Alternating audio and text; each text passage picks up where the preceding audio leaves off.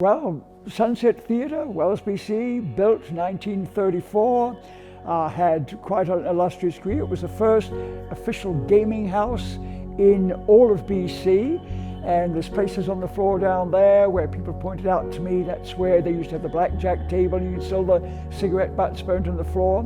Built by, not exclusively by Fred Wells, but when the whole area of Wells got developed, Fred Wells had the perception that it needed more than just stuff for miners, more than just bars and things, and a theatre would be a good thing. As of the late 1990s, it was pretty well in decay, physical, not much happening in here, and considered fit for bulldozing. My wife bought it, and Karen bought it in 1999, and away we went. And so for the last little while, we've been rebuilding this, doing the seats, refurnishing it, getting programming going. It's not a year-round operation, but it's getting more and more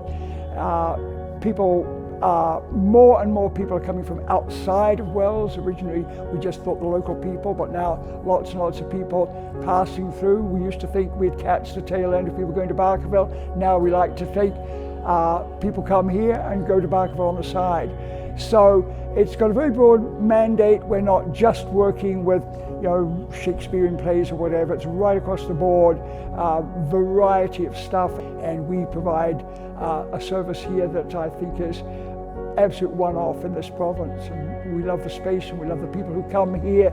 Every artist is overjoyed to perform here. Every audience member tends to be thrilled at what they see and recommend it, so it's growing and we're moving